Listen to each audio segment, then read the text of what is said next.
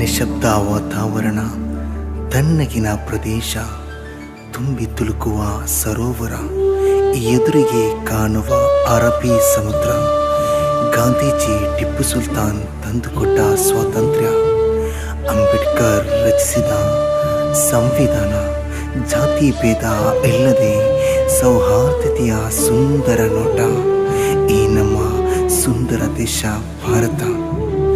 ಅಂಬೇಡ್ಕರ್ ರಚಿಸಿದ ಸಂವಿಧಾನ ಎಷ್ಟೊಂದು ಸುಂದರ ಸಂವಿಧಾನ. ಈ ಸಂವಿಧಾನವನ್ನು ನುಚ್ಚುನೂರು ಮಾಡಾಯಿತು. ಯಾಕಾಗಿ ಈ ಸಂವಿಧಾನ ನುಚ್ಚುನೂರು ಆಯಿತು? ಸಂವಿಧಾನದಲ್ಲಿ ಹೇಳಿದ ಒಂದೊಂದು ಮಾತು ಇವತ್ತು ನಡೀತಾ ಇಲ್ಲ. ಯಾಕೆ ಈ ದೇಶವು ಹೇಗಾಯಿತು?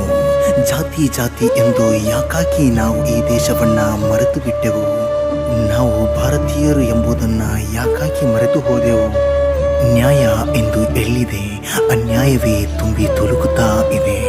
ಒಂದೇ ಥರ ತೂಗುವ ತಕ್ಕಡಿಯು ಇಂದು ಯಾಕಾಗಿ ಒಂದೇ ಕಡೆ ಬಾಗಿದೆ? ಕೇಳಿರಿ ದೇಶದ ಪ್ರಜೆಗಳೇ, ಇನ್ನು ಮುಂದೆ ಈ ದೇಶದ ಭವಿಷ್ಯ ಏನಾಗಬಹುದು? ಚಿಂತಿಸಿ.